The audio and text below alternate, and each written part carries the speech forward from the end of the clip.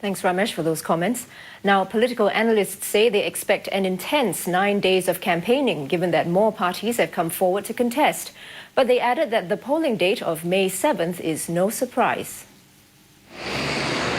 It was to happen sooner than later. That's how observers have described the dissolution of Parliament. All the processes, all the procedures that were required pre-election have been done. The PAP has unveiled its candidates. They have released their manifesto. And I think, they've been working the ground for some time. Speaking to students at a pre-election seminar at the Singapore Management University, Dr. Derek da Cunha says the opposition has had more time to prepare for this GE compared to previous ones.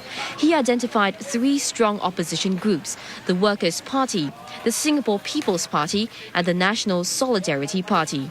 They seem to be more organized, more disciplined in terms of some of the opposition parties, and I think this is what will make this particular election not just interesting, but in some of the constituencies, they will be very keenly fought.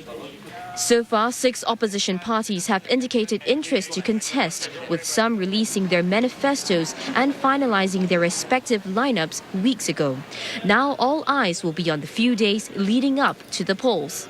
There are 2 things that will happen in the midst of this period. Number 1, the May Day rally, complete with a speech to be delivered by the Prime Minister. And number 2, the release of the Grow and Share package. But observers have mixed views on how much these would impact the decisions of voters.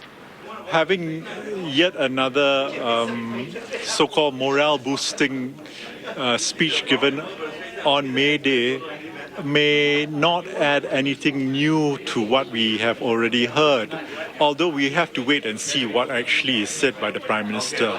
Cost of living, bread and butter issues, income gap, these are some of the big issues that would be on top of voters' minds.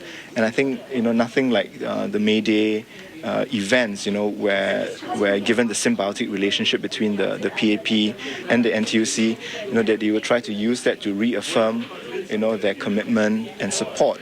And given the likelihood of more contests, analysts expect this general election to be an intensive 9-day affair.